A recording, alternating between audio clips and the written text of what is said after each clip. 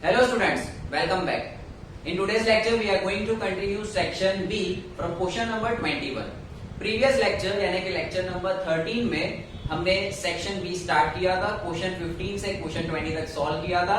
अगर आपने वो लेक्चर नहीं देखा तो प्लेलिस्ट से जाके उस लेक्चर को पहले देख लो और फिर इस लेक्चर को अटेंड करो तो ये ज्यादा बेटर रहेगा. You will enjoy the flow of the lecture. आज के लेक्चर में हम प्रोबेबिलिटी की सेक्शन बी क्वेश्चन 21 से क्वेश्चन नंबर 28 तक सॉल्व करेंगे. मैंने यहाँ पे शॉर्ट में क्वेश्चन का गिवन डेटा लिख के रखा है.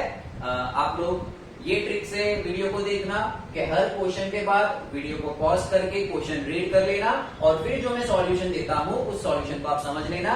क्वेश्चन बहुत ही इजी है. 1 मार्क 2 मार्क क्वेश्चन में आ सकते हैं, रेयरली 2 मार्क में. तो 1 मार्क के लिए ये question, but this will make your mind sharper, this will increase your logical thinking. Start करते हैं क्वेश्चन नंबर 21 से. क्वेश्चन 21 में गिवन डेटा दिया हुआ है. एक P ऑफ A आपको दिया है 1/3 और पूछा है P ऑफ B, लेकिन कंडीशन दे दी है कि दोनों event mutually exclusive and exhaustive है. अब एक्सक्लूसिव इवेंट कौन होता है? एक्सक्लूसिव इवेंट यानी कि उनके इंटरसेक्शन की प्रोबेबिलिटी नल सेट होती है. प्रीवियस हमारे सेक्शन बी में एक और भी ऐसा क्वेश्चन था जहां पे हमने ऑलरेडी इस चीज को सॉल्व किया था, लेकिन यहाँ पे एक स्टेप आगे है, exclusive as well as exhaustive. So you should know very well. Solution number 21 आपको पूछा है P of, पहले तो आप फॉर्मूला लगा दो. जब भी आपको देते हैं एक्सक्लूसिव और एग्जॉस्टिव इवेंट, उसकी एक ही फॉर्मूला है, P of A union B is P of A plus P of B minus P of A intersection B. Now student, P of A और P of B तो रहने देंगे, लेकिन exclusive की condition होती है एक्सक्लूसिव इवेंट में A intersection B null set होता है. दोनों का इंटरसेक्शन कभी नहीं होता जब इवेंट एक्सक्लूसिव है. तो एक तो ये चीज कट हो गई आपकी. ऑल्सो जो एग्जॉस्टिव इवेंट होता है, तो एग्जॉस्टिव इवेंट के लिए A यूनियन B हमेशा 1 होता है. तो यहाँ पे मैंने प्रूव भी कर दिया, बट एग्जाम में आप डायरेक्टली ये फॉर्मूला अप्लाई करोगे that P of A union B is P of A plus P of B and it is always equals to 1. Intersection वाला रीजन हट जाएगा और ये दोनों का एडिशन हमेशा कैसा रहेगा? 1 रहेगा. Therefore P of A plus P of B is equals to 1. P of A है 1/3, P of B हमें फाइंड करना है. 1/3 उधर जाएगा तो माइनस हो जाएगा, तो आपको P of B मिलेगा 1 minus 1/3 that is 2/3. Okay? Now second question, this you can answer orally. Question number 22 कहता है 2% डिफेक्टिव है. कुछ गुड्स की बात कर रहे हैं या आई थिंक पेन की बात कर रहे हैं, उसमें कुछ चीजें 2% डिफेक्टिव है. तो बच्चों 98% कितनी हुई? Non defective. If 2% of the items are defective then 98% are non defective. तो पूछा है probability of non defective event कितनी है, तो डायरेक्टली आंसर दे देंगे कि सपोज कोई एक इवेंट ए ले लेते हैं जो है आपकी आइटम कैसी है? Non defective item. तो नॉन डिफेक्टिव आइटम की डायरेक्ट प्रोबेबिलिटी मिल ही गई हमें. कितनी होगी? 2% डिफेक्टिव है तो 98% नॉन डिफेक्टिव. 98% यानी डिवाइड बाय 100 दैट इज 0.98. अगर पूछी होती प्रोबेबिलिटी ऑफ डिफेक्टिव आइटम तो आ जाता 0.02. अगर कोई दूसरा इवेंट ले लेते हम इसी के अंदर और दे देते कि भाई डिफेक्टिव की प्रोबेबिलिटी ढूंढो, तो डिफेक्टिव की प्रोबेबिलिटी P of B आ जाती है आपकी 2%. 2% यानी 0.02. ओके, स्क्रीनशॉट चाहो तो ले लो आप. देन 23rd 24th इन दोनों में आपको सैंपल स्पेस में जितने नंबर्स आ रहे हैं, you have to find number of sample space. तो पहले नंबर ऑफ सैंपल स्पेस किसके लिए ढूंढना है? 5 पॉइंट्स. आप 5 टाइम्स पॉइंट को टॉस करते हो या 5 अलग पॉइंट को टॉस करते हो, उसका सैंपल स्पेस. तो मैंने आपको सैंपल स्पेस के लिए एक टेक्निक, एक ट्रिक सिखाई हुई है. क्या है trick? O(n) on, O raised to n. Always remember, किसी भी चीज के total number of possible outcomes क्या है? O raised to n, है ना. What is O raised to n? Number of sample space या number of possible outcome in the sample space is O raised to n. O यानी कि अगर उस चीज को एक बार करे तो उसके आउटकम कितने हैं. अगर एक कॉइन को एक बार टॉस करो तो कितने आउटकम है. 2 आउटकम है. आप कितनी बार टॉस करते हो. 5 times. So your n becomes 2 to the 4 to the 8 to the 16 to the 32 will be your n. O raised to n. O यानी कि एक बार करने का आउटकम, n यानी कि नंबर ऑफ टाइम्स. चलो 24th. Sample space 1 coin and 2 dice. यानी एक ही इवेंट में हमने एक कॉइन को टॉस किया. एक हमारा एक्सपेरिमेंट है, उसमें कॉइन को टॉस किया और 2 डाइस को साइमल्टेनियसली हम फेंक रहे हैं. तो number of sample events in a sample space कितने हैं, या number of possible outcome in our sample space. तो यहाँ पे भी वही रूल लगाएंगे. चलो पहले आ जाते हैं 1 कॉइन. तो भाई एक कॉइन को आप जब टॉस करते हो तो कितने पॉसिबल आउटकम है. 2 पॉसिबल आउटकम्स.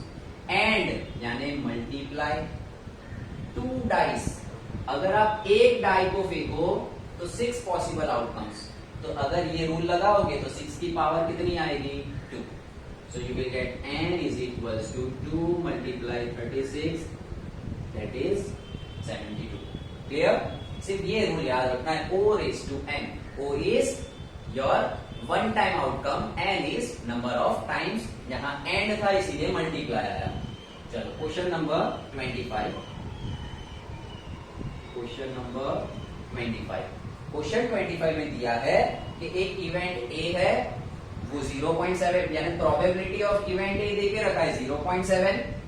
ए यूनियन बी की प्रोबेबिलिटी 0.45 हो सकती है, ऐसा पूछा है. सो रिमेंबर स्टूडेंट, किसी भी 2 इवेंट की यूनियन की प्रोबेबिलिटी, ए यूनियन बी की प्रोबेबिलिटी, वो पी ऑफ ए से या तो ग्रेटर होगी या तो बड़ी होगी, या तो फिर वो ए यूनियन बी में पी ऑफ बी से बड़ी होगी या ग्रेटर. इसका एक एग्जांपल ले लेते हैं. Let us take one event. चलो यही इवेंट ले लेते हैं. क्या कहता है. पी ऑफ ए कितना है 0.7. 0.7 पी ऑफ ए है. चलो हमें पी ऑफ बी पता नहीं है, लेकिन पी ऑफ बी कम से कम कितना हो सकता है 0. प्रोबेबिलिटी ऑफ इवेंट बी कम से कम कितना हो सकता है 0. हमें दिया है. हम एक एग्जांपल ले लेते हैं. P of A suppose 0.7 and suppose let आपके बी की प्रोबेबिलिटी कम से कम भाई 0 तो होगी ना, उससे कम तो होने वाली नहीं है. तो स्टूडेंट आप चेक कर लो, इनका जब आप यूनियन करोगे तो कम से कम आपका जो आंसर है वो 0.7 होगा या उससे ज्यादा. अगर पी ऑफ बी थोड़ा ज्यादा हो जाए, पी ऑफ बी सपोज 0.1 हो जाता, तो फिर पी ऑफ ए और पी ऑफ बी का यूनियन लोगे तो 0.7 से ज्यादा आएगा, कभी कम आने वाला नहीं है. सो ऑलवेज रिमेंबर, अगर आप यूनियन लेते हो तो वो यूनियन उसके अंदर के दोनों इवेंट की इंडिविजुअल प्रोबेबिलिटी से या तो इक्वल होगा या तो ज्यादा होगा. यहां पे ये कम है.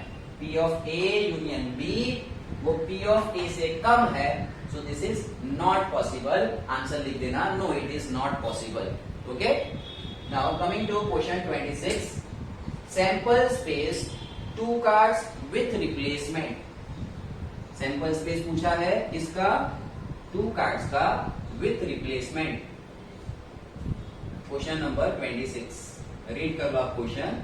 आपको कहा है कि 2 कार्ड को बारी बारी हम सिलेक्ट करते हैं लेकिन रिप्लेसमेंट के साथ. तो सैंपल स्पेस में नंबर ऑफ इवेंट्स कितने होंगे. मैंने यहाँ पे सिर्फ शॉर्ट में गिवन डेटा दिया है, आपको पूरा क्वेश्चन रीड कर लेना है. चलो सैंपल स्पेस में कितने नंबर ऑफ इवेंट आएंगे. पहला 2 कार्ड विथ रिप्लेसमेंट है. तो पहले सपोज मैंने एक कार्ड सिलेक्ट किया तो 52C1 एंड उसके बाद दूसरा कार्ड रिप्लेसमेंट के साथ सिलेक्ट किया तो फिर से 52C1. अगर आपको कहा होता विदाउट रिप्लेसमेंट, ठीक है, मैं यहां पे लिख देता हूं विदाउट रिप्लेसमेंट होता अगर ये क्वेश्चन सिलेक्शन विदाउट रिप्लेसमेंट, तो आपका आंसर कुछ ऐसा आता कि पहले 52 में से एक कार्ड सिलेक्ट कर लिया मल्टीप्लाई बाय वो कार्ड जो आपने सिलेक्ट किया वो अब आपने रिटर्न नहीं रखा, तो 51C1 और जो भी आंसर आएगा। ठीक है, फिलहाल हमारा ये क्वेश्चन है, इसका सॉल्यूशन आएगा 52C1 यानी 52 इंटू 52 का square 2704। So number of possible outcomes in the sample space is 2704. This is solution number 26. Now 27.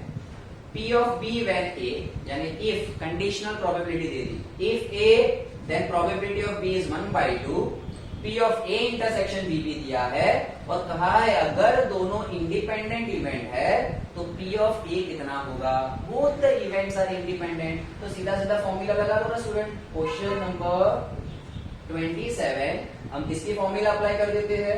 Let me rub this thing. आप लोग आंसर करना कमेंट में, कमेंट करना अपना आंसर कि विदाउट रिप्लेसमेंट में क्या आया, सिर्फ मल्टीप्लाई तो करना है आपको।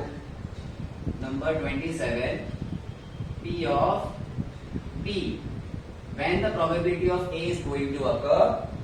तो हमें फॉर्मूला पता है, क्या है formula, P of A intersection B upon में ये रख देंगे P of A।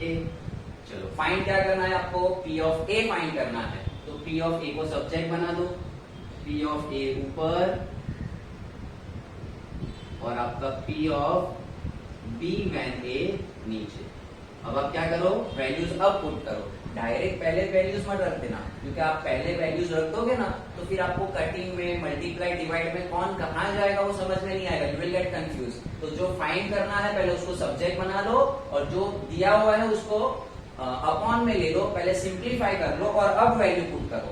P of A intersection B कितना है 1/5 और ये है 1/2।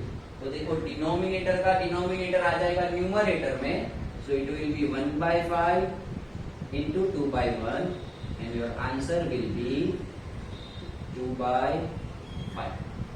Now last question, जो कि क्वेश्चन मैंने यहाँ पे लिखा नहीं है, क्वेश्चन नंबर 28 स्टैंडर्ड 10 की गाला में कई बार ये क्वेश्चन रिपीट हो चुका है, बहुत ही इजी क्वेश्चन है।